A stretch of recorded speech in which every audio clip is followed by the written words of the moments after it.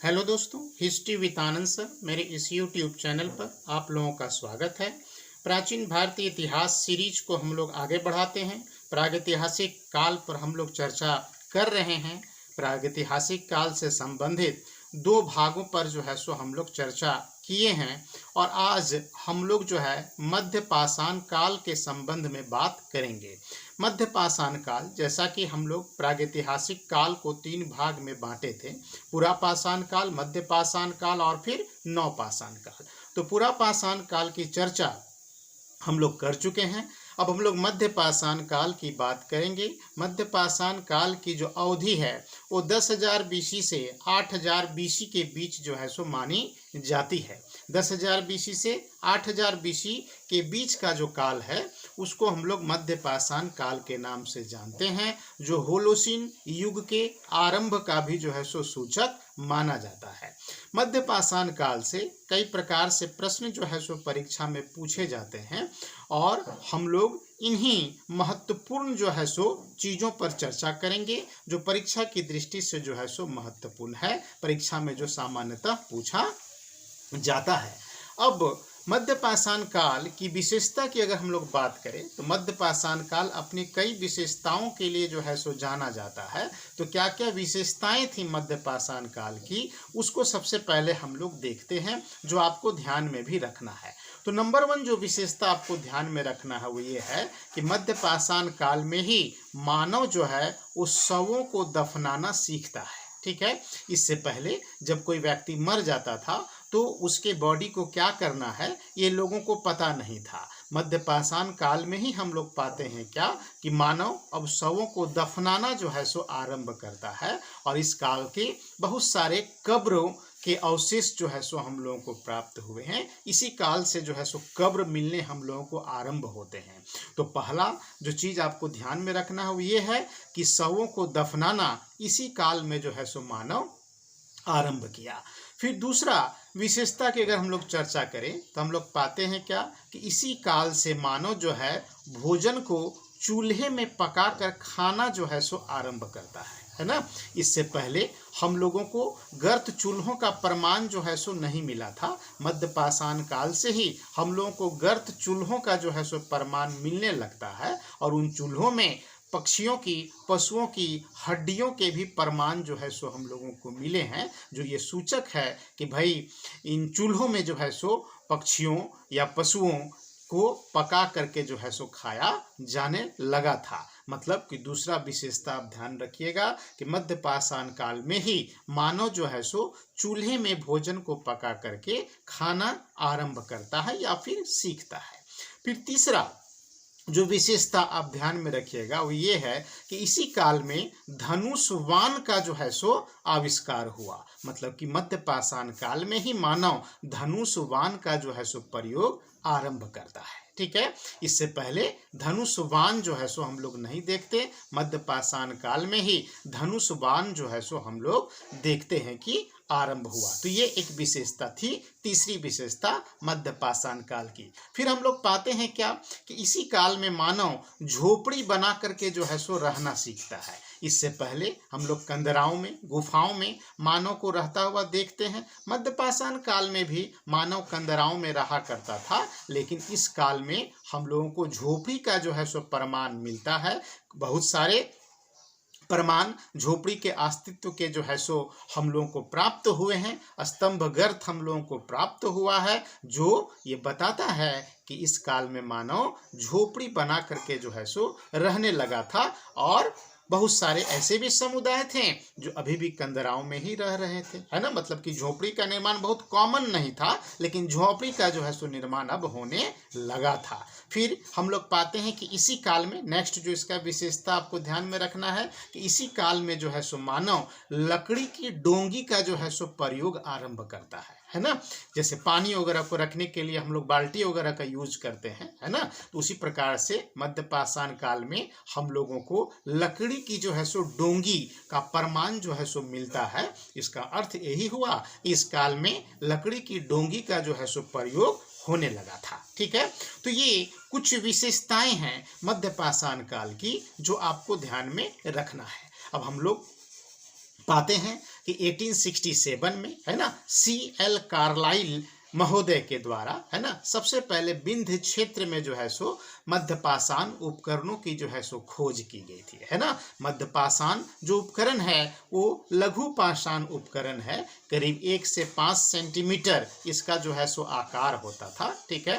तो लघु पाषाण उपकरण बड़ी संख्या में जो है सो हम लोगों को मध्यपाषाण काल से संबंधित प्राप्त हुए हैं। तो सबसे पहले 1867 में C.L. कार्लाइल ने विंध्य क्षेत्र में मध्यपाषाण कालीन लघु पाषाण उपकरणों को जो है सो खोजा, ठीक है। अब एक चीज ध्यान रखिएगा आप कि मध्यपाषाण काल में जो उपकरण हम लोग को मिलते हैं तो मुख्य रूप से स्फटिक के जो है सो बने हुए हैं, है ना। जैसे चर्ट पत्थर, जैस्पर हो गया, स्फटिक हो गया, इन सब पत्थरों के औजारों का निर्माण होता था। लेकिन अधिकांश जो मध्यपाषाण कालीन जो औजार बनाए गए वो स्फटिक पत्थर के हैं। ठीक वैसे ही जैसे कि पूरा पाषाण काल के अधिकांश जो उपकरण हैं वो क्वार्टजाइट पत्थर के बने हुए हैं, है ना। तो इसको भी जो है सो आपको ध्यान में रखना है, ठीक है। अब मध्यपाषाण काल से संबंधित बहुत सारे ऐसे स्थल हैं जिसकी जो है सो खुदाई हुई है या फिर वहां से जो है सो मध्यपाषाण कालीन अवशेष हम लोगों को प्राप्त हुए हैं, है ना। तो कुछ प्रमुख स्थलों को हम लोग देखेंगे और वहां से क्या कुछ प्राप्त हुआ है इसको जो है सो हम लोग ध्यान में रखेंगे और यहाँ से प्रश्न जो है सो परीक्षा में पूछा जाता है। तो पहला जो मध्यपाषाण कालीन स्थल है वो बागोर है ना। बागोर राजस्थान में जो है सो स्थित है और यह जो बागोर है ये मध्यपाषाण कालीन एक बड़ा ही इम्पोर्टेंट जो है सो स्थल है। और आपको ध्यान रखना है कि राजस्थान का बागोर न सिर्फ मध्यपाषाण कालीन स्थल है बल्कि मध्यपाषाण कालीन ये सबसे बड़ा जो है सो स्थल है ना। मध्यपाषाण कालीन सबसे बड़ा स्थल बागोर ही था और इसी बागोर की खुदाई अभी तक बड़ा ही व्यवस्थित तरीके से जो है सो हुआ है। अन्य दूसरे मध्यपाषाण कालीन स्थलों की भी खुदाई हुई है लेकिन बागोर की खुदाई ज़्यादा व्यवस्थित तरीके से, ज़्यादा विस्तार में जाकर के, है ना, की गई है ना। तो बागोर से हम लोगों को क्या कुछ मिला है तो यहाँ से हम लोगों को पशुपालन का जो है सो प्राचीनतम प्रमाण मिला है। चूँकि हम लोग पाते हैं क्या कि मध्यपाषाण काल में ही, है ना, मानव पशुपालन भी जो है सो सीखता है ना। एक विशेषता ये भी आपको ध्यान में रखना है कि मध्यपाषाण काल में ही मानव पशुओं को जो है सो पालना सीखता है, ठीक है। माने पशुपालन जो है सो मध्यपाषाण काल में जो है सो मानव सीखता है। यहाँ पर ध्यान रखिएगा कि अगर क्वेश्चन आपसे पूछे कि मानव ने सबसे पहले किस पशु को पालतू बनाया, ठीक है ना, तो इस कंडीशन में आंसर जो है सो आपको कुत्ता देना है ना। ये तो पूरा पाषाण काल में ही हम लोग पाते हैं क्या कि कुत्ते को जो है सो पालतू बनाया जा चुका था, है ना। लेकिन बात अगर पशुपालन की आती है, अगर माने पशुपालन में हम लोग आर्थिक रूप से महत्वपूर्ण पशुओं को जो है सो पालते हैं, ठीक है। तो अगर बोले कि पशुपालन की शुरुआत कब हुई तो पशुपालन की शुरुआत जो है सो मध्यपाषाण काल में हुई और पशुपालन के अंतर्गत सबसे पहले भेड़ बकरियों को जो है सो पालतू बनाया गया था, ठीक है ना। तो अगर पालतू सबसे पहले पूछे क्वेश्चन कि सबसे पहले किस पशु को पालतू बनाया तो कुत्ते को बनाया, यह पूरा पाषाण काल में ही बनाया गया, ठीक है। बात वहाँ खत्म हो गया। लेकिन जब बात पशुपालन की आएगी तो पशुपालन मध्यपाषाण काल में शुरू हुआ और इसके तहत सबसे पहले भेड़ बकरियों को जो है सो शामिल किया गया था। तो बागोर से हम लोगों को पशुपालन का जो है सो प्राचीनतम प्रमाण प्राप्त हुआ है, ठीक है। फिर हम लोगों को बागोर से जो है सो एक कब्र भी प्राप्त हुआ है और इस कब्र में 4 जो है सो नरकंकाल हम लोगों को प्राप्त हुए हैं और एक कसाई खाने का भी जो है सो प्रमाण हम लोगों को मिला है। मतलब एक ऐसा जगह है जहां मवेशियों को जो है सो काटा जाता था तो ऐसे जगह को ही यहाँ कसाई खाना कहा गया है। तो मध्यपाषाण काल के बागोर से कसाई खाना का भी प्रमाण हम लोगों को मिला है। अब दूसरा जो इम्पोर्टेंट स्थल है मध्यपाषाण काल का वो गुजरात का लंघराज है, ठीक है। गुजरात का लंघराज एक महत्वपूर्ण मध्यपाषाण कालीन स्थल है। यहाँ से क्या प्राप्त हुआ है तो यहाँ से भी एक कब्र प्राप्त हुआ है। इस कब्र में हम लोगों को 14 जो है सो मानव कंकाल मिले हैं, है ना। 14 मानव कंकाल जो है वो लंघराज के कब्र से हम लोगों को प्राप्त हुआ है। अब इसमें से 13 जो कंकाल हैं उनके पैर जो है सो मुड़े हुए हैं, मतलब उनके पैर को मोड़कर दाहिने करवट लिटा करके शवों को जो है सो दफनाया गया था। ठीक है, तो एक प्रकार से आप कहिए कि लंघराज में के कब्र में जो 14 जो नरकंकाल, जो मानव कंकाल हम लोग को प्राप्त हुए हैं, उसमें से 13 के पैर मुड़े हुए हैं, वो दाहिनी करवट जो है सो वो लेटे हुए हैं। ये एक विशेषता है लंघराज की कब्र का। ठीक है, तो इसको भी आपको ध्यान में रखना है। ठीक है, अब तीसरा जो इम्पोर्टेंट मध्य पाषाण कालीन स्थल है वो भीमबेटका है। भीमबेटका का संबंध पूरा पाषाण काल से भी रहा है। यहाँ से हम लोगों को जो है सो गुहा चित्रकारी का प्रमाण मिला था, जिसकी चर्चा लास्ट वीडियो में हम लोग किए थे। तो यहाँ आपके लिए ये जानना जरूरी है कि भीमबेटका की गुफाओं से जो चित्रकला के जो प्रमाण मिले हैं, तो अधिकांश जो चित्र है भीमबेटका की गुफा की वो मध्य पाषाण कालीन है ना। अगर मान लीजिए क्वेश्चन आपसे पूछते हैं कि भीमबेटका की गुफाओं में जो चित्र के जो प्रमाण हम लोगों को प्राप्त होते हैं, तो अधिकांश चित्र किस काल से संबंधित है, तो आपको ध्यान रखना है कि मध्य पाषाण काल से ही अधिकांश चित्र संबंधित है ना। पूरा पाषाण कालीन जो चित्र हैं वो सीमित रूप में है, काफी कम संख्या में है, और भीमबेटका की गुफाओं से जो चित्र हम लोगों को प्राप्त होते हैं उसमें से जो सबसे प्राचीन जो चित्र हैं, है ना, तो वो नीले रंग के हैं, और बाद के जो चित्र हैं उनमें 4 रंगों का प्रयोग हुआ, सफेद, है ना, लाल, हरा और पीला। ठीक है, और इसमें से जो सबसे प्राचीन है वो नीले रंग में जो है सो बने हुए हैं, इसको भी आपको ध्यान में रखना है। ठीक है, अब इसमें भीमबेटका से एक चित्र हम लोगों को ऐसा भी मिला है, मतलब वो सुअर का जो है सो चित्र है। ठीक है, जिसमें शरीर तो सुअर का है, फिर उसका नाक जो है वो गेंडे का बना हुआ है, उसका सींग जो है वो भैंस का जो है सो बना हुआ है, और निचला होंठ जो है वो हाथी का जो है सो बना हुआ है। ठीक है, तो यह जो चित्र है, तो इतिहासकारों के अनुसार यह गणपति का जो है सो प्राचीन अंकन इसको जो है सो कहा गया है ना। आपको ध्यान में रखना है, अगर क्वेश्चन आए कि गणपति का प्राचीन अंकन जो है सो कहाँ से प्राप्त चित्र में हम लोगों को प्राप्त होता है, तो भीमबेटका की गुफाओं से प्राप्त चित्र में गणपति का प्राचीन अंकन हम लोगों को मिलता है, जो मध्य पाषाण कालीन है। इसको भी आपको ध्यान में रखना है। ठीक है, अब नेक्स्ट अगर हम लोग स्थल की बात करें तो मिर्जापुर जिला उत्तर प्रदेश से कई सारे जो है सो स्थल हम लोगों को प्राप्त हुए हैं, जिसमें से एक है मुरहना पहाड़, है ना। तो मुरहना जो पहाड़ है, तो मुरहना पहाड़ से हम लोगों को जो है सो तीर कमान का जो है सो प्रमाण प्राप्त होता है ना। धनुष और बाण जो हम लोग देखते हैं, धनुष और बाण की शुरुआत इसी काल में हुई थी, तो धनुष बाण का जो है सो प्रमाण हम लोगों को मुरहना पहाड़ से मिला है, जिसमें से एक जो शव है, एक जो अस्थि पंजर है, वो तीर के द्वारा जो है सो उसको मारा गया है, उसके पीठ पर जो है सो तीर लगा हुआ जो है सो हम लोगों को प्राप्त होता है। इससे प्रतीत होता है कि तीर कमान का जो है सो प्रयोग इस काल में आरंभ हो गया था। तो मुरहना पहाड़ से हम लोगों को इसका अवशेष मिलता है। ठीक है, अब एक और स्थल है मिर्जापुर यूपी का, जिसको हम लोग चौपानी मांडो कहते हैं, है ना। तो चौपानी मांडो जो ये स्थल है मध्य पाषाण कालीन, तो चौपानी मांडो से हम लोगों को झोपड़ी का जो है सो प्रमाण मिलता है, और यह जो झोपड़ी है तो ये अंडाकार है। ठीक है ना, झोपड़ी जो है अंडाकार है, और यहाँ से झोपड़ी का भी प्रमाण मिला है, और विश्व का प्राचीनतम मृद भांड निर्माण का भी प्रमाण चौपानी मांडो से हम लोगों को मिलता है।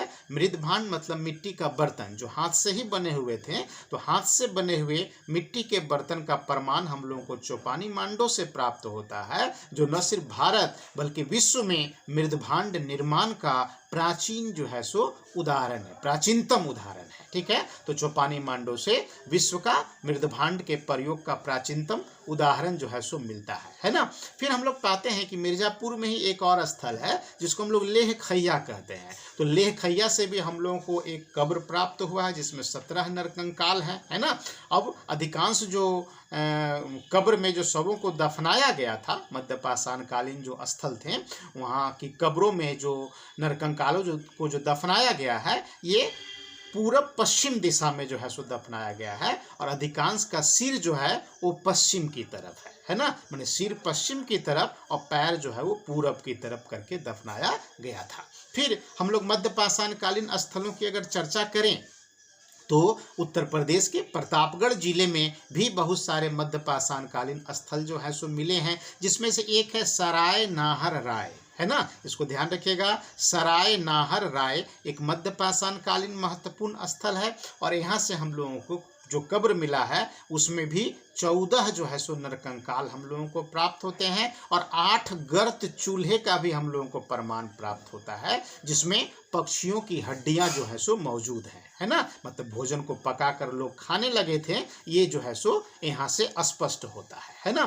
फिर हम लोग पाते हैं कि सराय नाहर राय से ही मानवीय आक्रमण या युद्ध का जो है सो प्रमाण हम लोगों को प्राप्त होता है ना, मतलब कि मानवीय आक्रमण या युद्ध का जो है सो प्रमाण हम लोगों को सराय नाहर राय से मिलता है। ठीक है, अगर क्वेश्चन से एग्जाम में आए कि मानवीय आक्रमण का जो है सो प्राचीनतम प्रमाण कहाँ से प्राप्त हुआ है, तो आंसर देना है आपको सराय नाहर राय से प्राप्त होता है, जो कि मध्य पाषाण कालीन स्थल है। फिर हम लोग पाते हैं क्या कि एक और स्थल है महदहा, ये भी प्रतापगढ़ जो है सो यूपी में ही है, तो महदहा से भी हम लोगों को कब्र का जो है सो प्रमाण प्राप्त हुआ है ना, और यहाँ से हम लोगों को युग्मित समाधान जो है सो प्राप्त हुआ है, मतलब कब्र से एक साथ स्त्री और पुरुष का जो है सो हम लोगों को नरकंकाल प्राप्त होता है, जिसको युग्मित समाधान के नाम से हम लोग जानते हैं। एक दमदमा भी एक महत्वपूर्ण मध्य पाषाण कालीन स्थल, ये भी यूपी में ही प्रतापगढ़ में है, यहाँ से भी हम लोगों को 41 जो है सो नरकंकाल प्राप्त हुआ है, यहाँ की कब्र से जो है सो प्राप्त हुआ है। ठीक है, अब मध्य पाषाण काल के ये कुछ प्रमुख स्थल है ना, आपको ध्यान में रखने हैं, है ना, जहां से प्रश्न जो है सो पूछे जाते हैं। अब मध्य पाषाण काल में मानव जो है शिकार ही करता रहा था, ठीक है, मतलब कि अभी वो खेती करना नहीं सीखा था, लेकिन झोपड़ियों में जो है सो वो रहने लगा था, है ना, सीमित रूप से झोपड़ियों में रहना वो आरंभ कर दिया था। पशुपालन जो है सो वो सीख गया था।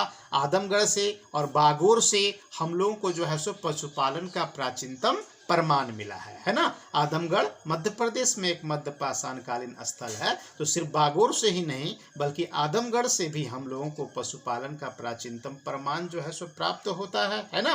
बागोर और आदमगढ़ से तो मानव जो है पशुओं को पालने लगा था, है ना, मतलब इस काल का जो समुदाय था वो आखेटक भी था और खाद्यान्न संग्राहक भी था और मछुआरा भी था। मछलियों को भी जो है सो पकड़ना और उसको खाना आरंभ कर दिया गया था। अब इस काल के जो उपकरण या औजार जो बनते थे तो चरट से, स्फटिक से, जैस्पर जैसे जो है सो पत्थरों से बनाए जाते थे। 1 से 5 सेंटीमीटर तक जो है सो ये लंबे होते थे। कुछ बागोर से हम लोगों को औजार प्राप्त होता है। अर्धचंद्राकार हंसिया का जो है सो प्रमाण हम लोगों को प्राप्त होता है ना। फिर एक तिकोना वानाग्र का भी जो है सो प्रमाण हम लोगों को मिला है। तांबे का जो है सो 3 वानाग्र माने वान का तीर का जो है अगला हिस्सा जो होता है ये बागोर से जो है सो हम लोगों को प्राप्त होता है ना। तो मुख्य रूप से मध्य पाषाण काल है ना 10,000 बीसी से 8,000 बीसी की जो विशेषता है, तो 3-4 चीज आप जरूर ध्यान में रखिएगा कि मानव सबसे पहले पशुपालन इसी काल में सीखता है। मानव सबसे पहले शवों को दफनाना इसी काल में सीखता है। मानव सबसे पहले धनुष बाण का प्रयोग इसी काल में करता है। मानव सबसे पहले लकड़ी की डोंगी का प्रयोग इसी काल में करता है। मानव सबसे पहले चूल्हे का जो है सो प्रयोग भोजन को पकाने में इसी काल में जो है सो करता है। ये सब कुछ विशेषताएं हैं जो आपको ध्यान में रखना है। और अंत में एक सबसे इम्पॉर्टेंट चीज वो ये कि राजस्थान का सांभर भी एक मध्य पाषाण कालीन स्थल है और मध्य राजस्थान के सांभर से हम लोगों को एक इम्पॉर्टेंट प्रमाण मिलता है। क्या? तो वृक्षारोपण का प्रमाण हम लोगों को मिलता है, जो विश्व वृक्षारोपण का प्राचीनतम प्रमाण है। जो ध्यान में रखिएगा कि राजस्थान के सांभर से जो मध्य पाषाण कालीन स्थल है, यहाँ से विश्व का प्राचीनतम वृक्षारोपण का जो है सो हम लोगों को प्रमाण प्राप्त होता है। ठीक है, अब मध्य पाषाण काल के पश्चात जो काल स्टार्ट होगा वो नवपाषाण काल होगा, है ना। और नवपाषाण काल में हम लोग पाएंगे कि अभूतपूर्व जो है सो परिवर्तन होगा, कई प्रकार के बदलाव जो है सो आएंगे, है ना। और इन बदलावों का प्रभाव जो है व्यापक रूप से जो है सो भारतीय उपमहाद्वीप में पड़ेगा और इसीलिए इसको क्रांति का काल भी कहा जाएगा। तो नेक्स्ट वीडियो में हम लोग नवपाषाण काल पर चर्चा करेंगे। धन्यवाद।